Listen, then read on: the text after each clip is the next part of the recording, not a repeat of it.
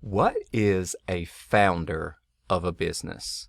Well, that definition seems fairly obvious. Someone who started or began or organized a business venture or organization. But in many circles, you'll find different applications of the definition of a founder, or people will call themselves a founder when they weren't necessarily the individual or small group of individuals who came up with the original concept for the business, which even that definition begs some more questions. So an alternative definition of a founder is simply someone who is part of the group or team, potentially added later on, but when the effort of a group or two or more individuals came together, that is when that was formalized or turned into a business entity, or the two individuals came to the conclusion that this is exactly what we're working towards. Oftentimes, this will be the definition of founder, because it's not uncommon to have one or two, three, four individuals working towards something, and then you bring somebody in just a bit later, and that person adds something that was missing, a complementary skill, and all of a sudden they're considered a founder, right? Because honestly, the core value proposition was not fully developed, and you haven't made a whole lot of progress as a business yet. So when defining a founder of a business venture, you might include everyone who was around when the final value proposition was formalized. Okay. Next, you might just look at an early team member.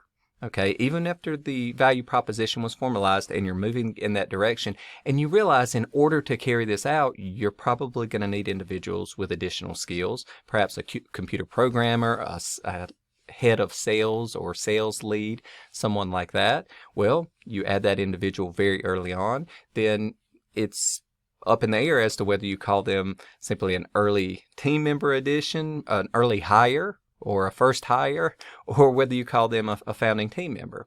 Oftentimes, you'll make this determination based upon how they're compensated. If somebody comes in and they're automatically made an owner of the business, someone might call them a founder of the business if they're working in the business and they're not an owner simply by investing some assets or investing some intellectual property or effort.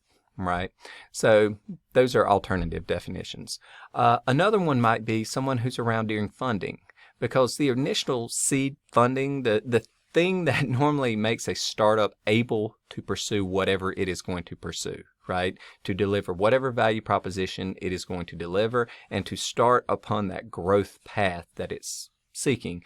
Well, individuals who are around during that time, and oftentimes that's after the formal value proposition is developed and you've gone through the steps of assembling a team, but now you've actually got the resources to undertake what you're going to do. So there's actually positive momentum in that direction other than simply effort on the part of the members of the team. So this would, again, be a broader definition, and as you can see, the time continuum here from the moment the original concept for hey, I or we should do something that creates value to when it's actually happening is getting longer and longer and longer. So individuals who added this time could take on the title of founder of the business venture. And perhaps lastly, once the business venture gets started, it is not uncommon for the team to realize that whatever value proposition they're pursuing is not the best value proposition overall, and that they should focus in or shift their focus towards something else. This is known as a pivot. And it's not uncommon for this to completely reorganize the business, to completely change things. And at that point, everyone who's involved that reassembles and sets out on a different course, in a way almost forming a new business, but generally there's some relationship between the original effort and what you pivot to strategically. Oftentimes anyone who's around during that time and sets out or remains with the company after that pivot, pursuing that new value objective, they would be considered a founder.